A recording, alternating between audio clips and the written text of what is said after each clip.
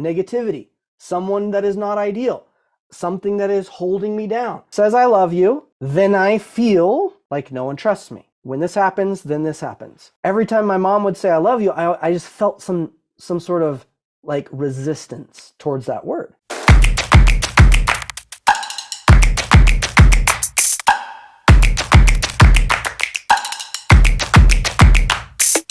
What makes someone get stopped in a relationship? So let's get some in the chat. Like, what stops someone in a relationship? Why do people have relationship problems? What causes this? Fear, comfort, untrust, ego, negativity, disconnection, assumptions, lack of communication, not getting what they want, lack of effort, disconnection, miscommunication, selfishness. Good. Afraid of doing it all over again. Yeah. So afraid of that pain, repeating, failure, selfishness, misunderstanding, fear of getting hurt or abandoned. Very good. Upbringing and lack of how to navigate the differences. Yeah, maybe lack of knowledge. Like maybe we just don't even know what does cause a good relationship. Like what does a relationship that's good look like, right?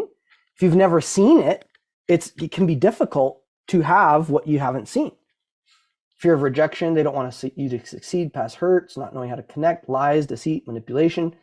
Good. Past traumas and disconnections. Yeah. Victimhood. Yeah. So we've got all these things that can cause or contribute to make someone get stopped in a relationship. So then the question is, well, how do you become unstoppable? Well, how do I become unstoppable if these things cause all this pain and struggle and all the non-ideal stuff in our life? How can I get to a place where I truly can say I'm unstoppable in my relationship? What really moves that needle to have phenomenal relationships? Trust. Don't settle for less than what you deserve. Rewrite our thinking, change our mindset, communication, having a shared vision, conversation, communicate, live, give more than you take, be transparent, believe for better. Don't hold on to little things or grudges. Be a mirror, love and accept, own your own stuff, learn how to connect, change the self-talk. So we're going to dive deep into this. With this, I want to talk about energy. Everything is energy, everything. Me, you, my voice coming to you. What is energy? Sometimes people think of energy as this weird woo-woo thing, which I'm getting kind of just tired of all the weirdness out there around something that is just real. So it's like, energy is real, so get over it. Like, stop making a big crazy deal about it. It's a vibrational frequency. It's been proven time after time after time. So we can hold on to our egos and not believe that. Or we can finally say, hey, maybe energy is everything. Maybe all the philosophers were right. Maybe everybody actually there's something there. Maybe it doesn't have to be weird. Maybe it is simply a vibrational pattern, and that's it. It's not weird. It is intelligent to understand and smart to believe that everything is energy, and energy cannot be created nor destroyed, but it can be transferred. So if I have energy that is coming at me in the form of negativity, someone that is not ideal, something that is holding me down, somebody says something and I have a reaction, all that is energy. That's all it is. What if somebody's really mean to me and abuses me? Well, the fact that they're doing that is energy, and the fact that I'm receiving it is energy. And they're different patterns. Every single thing in your life has a vibrational pattern and frequency to it. The amount in your bank account, how much you hold on to, your health, and especially your relationships. How your kids treat you, how you treat your kids, how you attract a spouse, how they treat you, how you treat them, how you feel when you're in the presence of people. All those is a form of what? Energy. That's it. So the more we can simplify this and really get it, the faster you will change. If you want slow change, stop believing everything's energy. If you want really slow change, fight this principle, fight this law, try to disprove it and don't believe it. And you will take a long time to change, I promise. I've tried to coach some of those people and I fired them very quick. So if you want to change, you've got to believe everything in your life is simply a vibrational pattern, and you can what? Change it. You can change it. And it can change how quick? That quick. Even quicker. So quick. I'm going to show a little video here. This is how I love showing funny videos. It's a good place to start. So this is a video on relationships that we will all learn from. And just sit back and watch. Affectionate nickname for husband asked in a question? Distracted affirmative answer. Question about whether or not you completed a mundane task. Distracted affirmative answer. Sigh. Follow-up question about a small detail of the task to prove that you actually completed the task.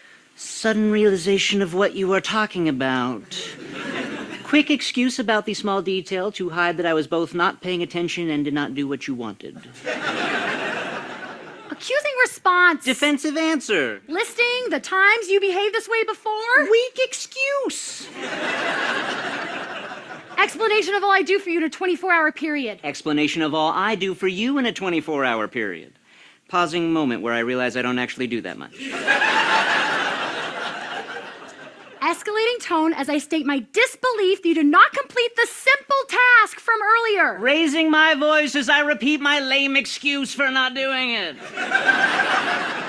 Telling you not to raise your voice while raising mine as well. Calling for maternal parents. Ignoring my female offspring and explaining how nagging you always are.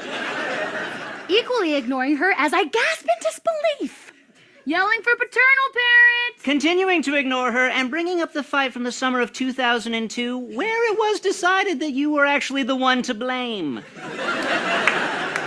Smugly inquiring if you recall said event. Reluctant acknowledgement. Sports reference, confirmation of points received. Frustrated grunt followed by a statement about your brain capacity. Accidental agreement. Parental guardians. Frustrated and questioning response. Asking for permission to do something you've already responded negatively to.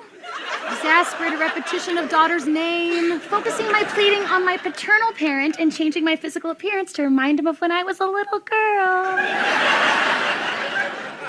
Starting to side with my daughter. Negative response, restating my disapproval from earlier. Statement about how differently I will treat my own children someday that will never actually be realized.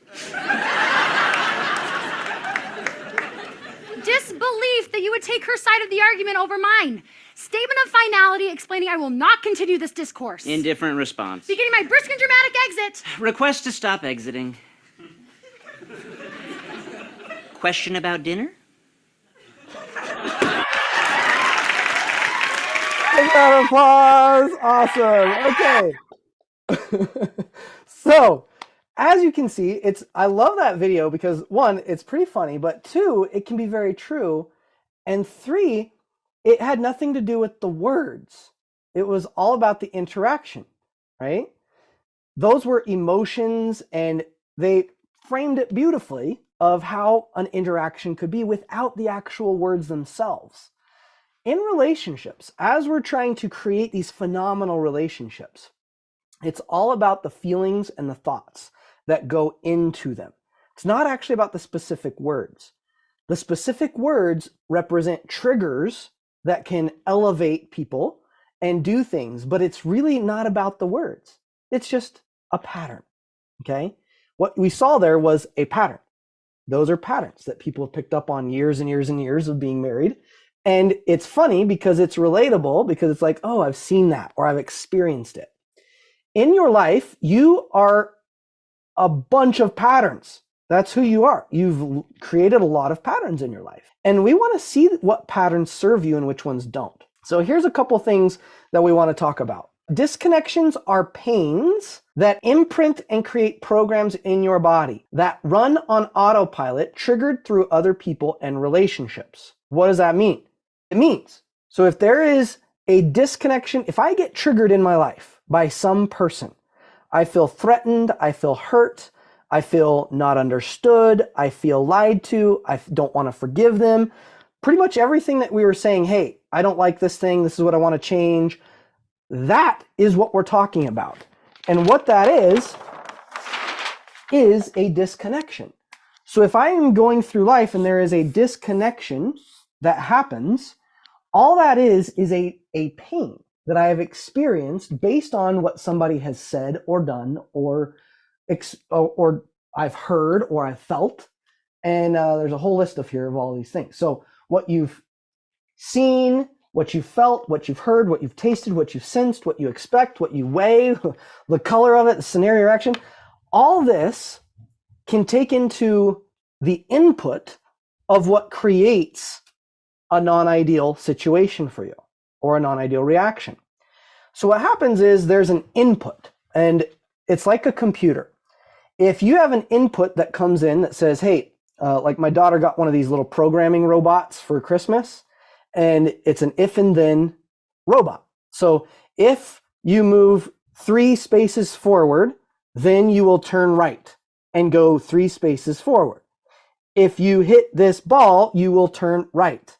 So it's an if and then programming. We have a lot of these programs in us. We don't like to admit it because we like to feel in control. But if we ever feel like a relationship is not ideal, then we do. We have these programs. And these are where they come from. So it's like this is how I like to say it. So for example, like for me, a big one was love. So when I hear the word love, remember, when I hear the word love, so that's some input that comes into me. When I hear the word love, and then we go to the next phase, which is the output. And this happens after the pain association. Then this happens. So during my time of pain, my mom and my dad, I remember they would use the word love often. I love you. They'd make sure that they really said that a lot. But the problem with that is my little brain didn't interpret it how they wanted or intended. I picked up on some unsubtle or non-subtle hints from feeling disconnected, which one of it was I didn't feel like they loved me enough to tell me the truth, because they'd come to me and they'd say, I love you, but they wouldn't tell me the whole story of that their relationship was on fixing to crumble. So when they came and said, I love you, part of me wanted to know, like, if you really loved me, wouldn't you tell me the truth? So what happened is there was this pain. Oh, now when my mom says that she loves me, I feel one of those other key words: see, feel, hear, taste, sense, expect, wait, color. All these things can make it up. So when I hear this word, I feel this thing. I feel like no one trusts me. And that became the program. So there's an input, there's an output. And then that creates the program embedded in your cellular memory as an addiction or allergy, stated as a fact. For example, mine was, people don't trust me to tell me the truth. So when someone says I love you, then I feel like no one trusts me. When this happens, then this happens. That now creates a program as a statement of fact. So it's embedded, and for me, it was great. So therefore, people don't trust me to tell me the truth. Now, the crazy part is I wasn't aware of this. So every time my mom would say, I love you, I just felt some sort of like resistance towards that word. And I just kind of like shirked it off. And I almost turned the other way. And what I didn't realize in the moment was my thoughts would go to, she doesn't really care about me. She's not going to tell me the truth. She's lying to me. And I started to create this whole scenario around that situation and word. It got so bad where when I got married, that it took a lot of energy for me to tell my now spouse that I love her. Why? Because that word had so much pain associated. And it was a program that I had created. Now, did my parents create that program? The answer is no. I did. Okay? Even though I didn't realize it at the time, they created a situation and scenario to allow me to create the program. But I still created the program. It was me. It wasn't my mom, wasn't my dad. No matter how much pain they put me through or didn't put me through, it was still, at the end of the day, my program, not theirs, right? So this is where we're going to start to understand programming a lot deeper. Was it me? No, it was each and every one of you. So we all chose to do that. No one forced you. No one made you. You chose, which is freaking awesome.